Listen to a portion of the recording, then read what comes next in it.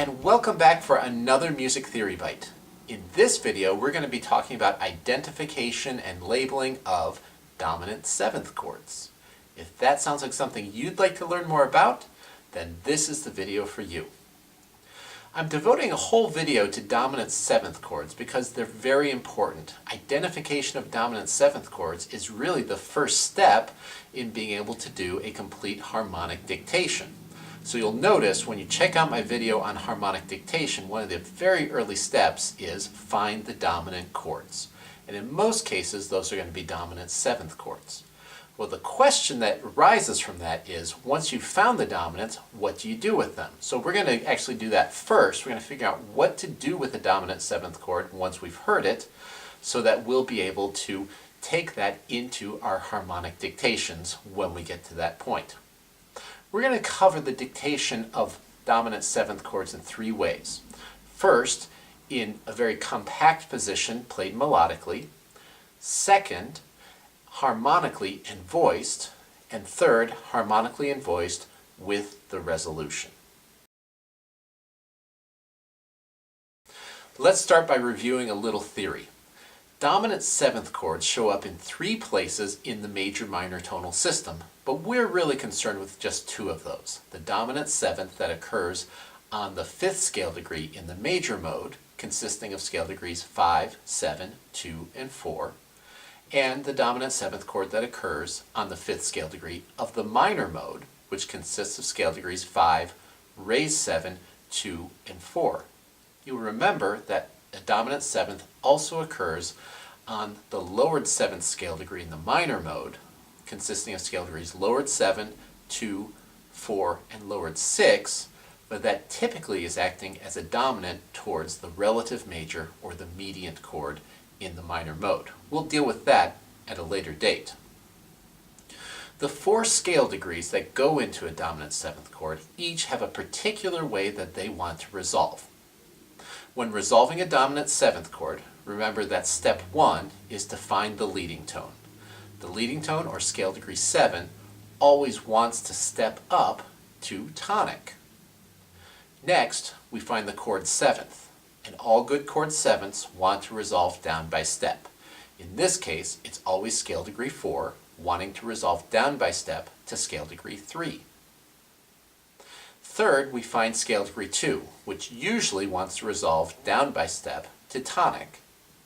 And finally, we have the chord root, scale degree 5. If it's in the bass, it will generally leap to scale degree 1 if it's an authentic resolution of our dominant seventh. If it's not in the bass, it will stay on scale degree 5. And if it's a deceptive resolution of our dominant seventh, then it will generally want to step up to scale degree 6. If we remember all of those things, then that helps in recognizing and in labeling the pitches that we hear in a dominant seventh chord. Remember that the chordal inversion of any seventh chord is determined only by which chord member is the lowest pitch in the texture. So if we have a root position dominant seventh chord, it's going to be scale degree 5 as the lowest pitch, and the inversional symbol attached to the Roman numeral would be 5, 7. If we hear the third of the chord, or scale degree 7 as the lowest pitch, then the inversional symbol will be a 5, 6, 5. If we hear the fifth of the chord, or scale degree 2 as the lowest pitch, then we will have a 5, 4, 3. And if we hear the seventh of the chord, scale degree 4 as the lowest pitch, then we would have a 5, 4, 2. If this is unfamiliar to you, or you need to just review your inversional symbols for seventh chords, you should check out my video on spelling seventh chords and spelling dominant seventh chords. So when starting to do harmonic dictation, why do we start with dominant seventh chords? Well, there's really three reasons. First, they have a distinctive sound. There's something different about dominant chords that make them stand out in a texture. Second, they're very prescribed as to the resolution. So once we hear the scale degrees that go into a dominant function chord, we know that they're going to resolve in very formulaic and prescribed ways. Third, there are a very limited number of places that dominant chords can resolve to. Once we hear a dominant chord, then it becomes very easy to figure out what the next chord is based on the lawful resolutions from that chord. When I start teaching harmonic dictation, I usually like to start with the identification of dominant seventh chords presented melodically in their most compact presentation. Keep in mind that eventually you're going to be asked to provide, typically in a harmonic dictation, the chord's quality and function as evidenced by the Roman numeral, the chord's inversion as evidenced by the inversional symbol, and the soprano scale degree and the bass scale degree. A good way to get into doing that is by learning to listen for the soprano and bass of a melodically presented dominant seventh chord. So what I'm going to do is pull up an app that I created for dictation purposes. It's called Dr. C's Ear Training Suite. It's available for iOS devices but not Android devices. And I've set it so it's going to play only dominant seventh chords. When I listen for a dominant seventh chord, I keep in mind that each tone, each scale degree in the chord wants to resolve a particular way.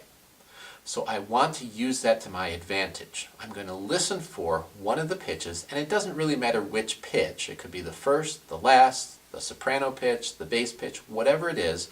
I'm going to grab onto that pitch and figure out what scale degree it is. So my first chord sounds like this.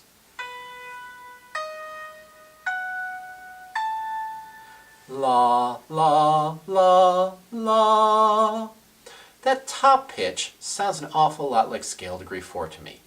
La, la, la, la. A dominant seventh really points me towards tonic with all the energy built up in the chord, and that top scale degree is telling me it's scale degree 4. If I work the other direction and take the bass pitch, la, I can hear tonic from that, la, la. So what I have there is a root position dominant seventh. And sure enough, that's correct. Now I could also listen for one of the interior pitches. I could listen for the leading tone. La, la, sev, one. Once I find the pitch that wants to resolve upward, then I know I've found my leading tone. Let's try another one.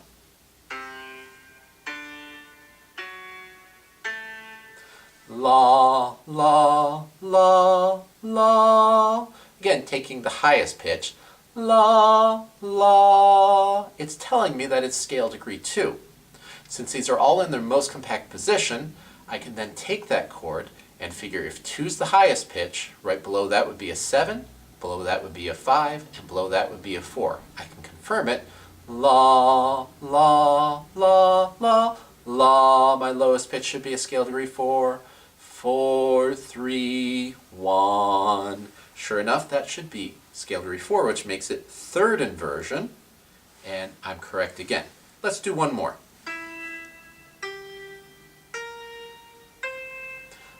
La, la, la, la. I'll do the lowest pitch this time. La, and I'm listening for where that pitch is telling me it wants to go. La, la. Since it wants to resolve up, it has to be scale degree 7, which means I'm dealing with a 5, 6, 5. And sure enough, correct again. Once you become proficient at recognizing the highest and lowest pitches of a dominant seventh chord presented melodically in its most compact position, the next step is to listen to dominant seventh chords that are voiced and played harmonically. Basically, you're listening for the exact same things. What's the highest scale degree you hear, and what's the lowest scale degree you hear? The lowest scale degree will also give you the chord inversion once you recognize what that is. So, if I were to hear a chord that sounds like this, I have to dig out of that chord the highest or the lowest pitch, and it doesn't really matter which one I go for. I'll go for the lowest pitch first. La. And again, that scale degree is telling me what it is. It's telling me where it wants to resolve. La, la. that sounds like 2, 1, or re, do. So the chord is in second inversion because the fifth of the chord, scale degree 2, or re, is the lowest scale degree in the texture. That means my Roman numeral is going to be a 5, 4, 3. I'm not done yet because I still have to listen for that soprano pitch. La, la. Just like the bottom pitch, it wants to step down. But notice how it steps down by half step instead of whole step. That is, I'm hearing the resolution to major. La, la, la, la. The highest pitch is scale degree 4. 4, 3, 1. Let's do another one. So if I have a dominant 7th chord, that sounds like this. I'm listening again for either the soprano or the bass.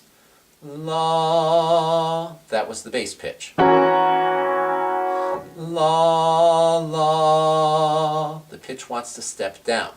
But notice how I'm hearing it step down by half step, and I'm also hearing it step down to a pitch other than tonic. La, la, la, la. That means scale degree 4 is the lowest pitch in this chord. And that means it wants to resolve down to scale degree 3 because that's the chord's 7th. If I know that the chord's 7th is the lowest pitch, my Roman numeral is going to be a 5, 4, 2. Not done yet, still have to hear that highest pitch. La, la. That is sounding like scale degree 7 because it wants to step up. Now I usually do the presentation of dominant 7th chords without their resolutions first, because once you start playing the resolution, it just seems so much easier, you don't have to provide the resolution yourself. And it works like this. This is going to be a 2-chord progression. The first is going to be a dominant 7th, and the second is going to be its resolution. I listen for, again, the scale degree content of the bass on the dominant 7th, and this time I'm going to hear the resolution. I can use that to tell me what scale degree it is. If it leaps, it's root position. If it steps down, it is either second inversion or third inversion, so I have to figure out whether it steps down to tonic or scale degree 3. And if it steps up, there's really 2 possibilities. It's either the leading tone, making it a 5, 6, 5, or it's a deceptive resolution, moving from 5 to 6. In that case, though, the chord resolution is going to be very distinctive and very identifiable. So if I have a 2-chord progression that sounds like this,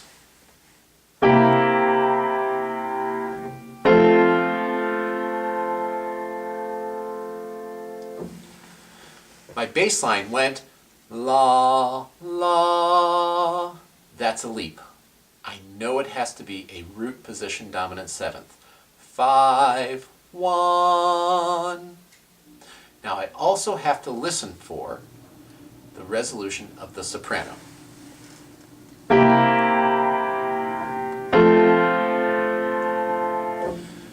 2, 1. So a complete answer for this would be 5, 7 to 1. The bass pitches would be scale degree 5, moving to scale degree 1. And the soprano pitches would be scale degree 2, resolving down to scale degree 1. If I'm given a key to write this in, I can translate those scale degrees to pitches. Let's do another one. If I have one that sounds like this,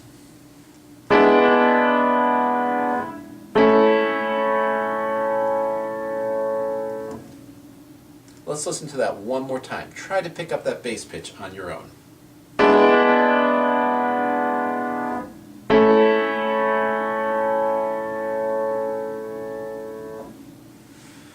Did you hear sev 1 in the bass?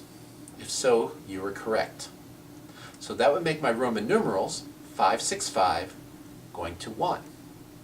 I still have to find my soprano pitches.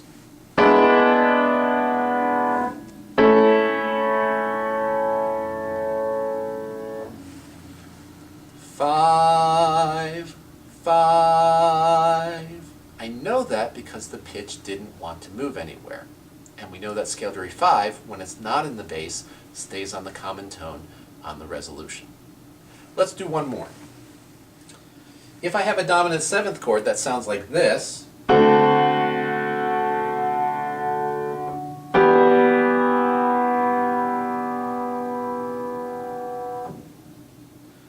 listen to it one more time.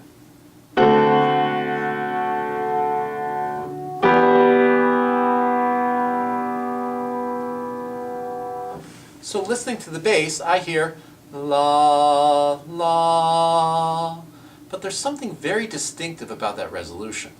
It doesn't sound like a 7-1 on the bass. It sounds like 5 going to 6. Notice the darkness of that resolution in the major mode.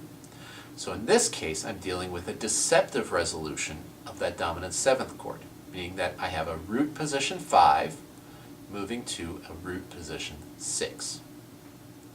Now I need to get that soprano pitch. And it sounds like this.